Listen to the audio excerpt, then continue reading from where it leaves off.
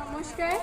আজিৰ সভাত উপস্থিত আমাৰ স্কুলৰ সন্মানীয় পদক্ষ শিক্ষক শিক্ষয়িত্ৰী আৰু সৰু ডাঙৰ ভাই ভনীসকল, মোৰ নাম সুহানা তঞ্জিম। মই সপ্তম শ্ৰেণীৰ এগৰাকী ছাত্ৰী। মই আজি এটা অসমীয়া কবিতা আবৃত্তি কৰিবলৈ ওলাইছোঁ। কবিতাটিৰ শিৰোনাম মৰমৰ আই। কবিতাটিৰ ৰচক আনন্দ চন্দ্ৰ আগৰৱালা। মৰমৰ আই। কোনে মোক তুলি তালি কৰিলে ডাঙৰ, মৌ সনা মিঠা মাতে পাহৰি ভাগৰ, কৰিছিল স্নেহ মগ দুগালত চুমা খাই, তেৱে মোৰ পজনীয় মৰমৰ আই। চেনেহৰ চকু পানী ধাৰেৰে বোৱাই, কোনে মোক ৰাখিছিল বুকুত শুৱাই, টোপনিত লাল কাল মুখখনি চাই, তেৱে মোৰ পজনীয় মৰমৰ আই।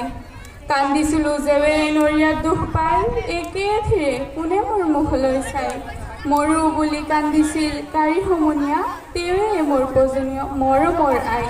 হৈছিলোঁ থিৰে জেৱে অতত ধৰি, পৰিলেনো কোনে গৈ ততালিকে লৰি, নিচুকাইছিল মোক নাম গুণ গাই, তেৱে মোৰ পজনীয় মৰমৰ আই।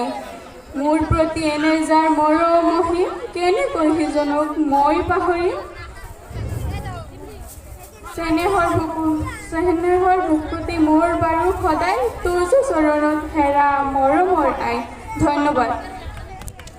Okay, thank you so much from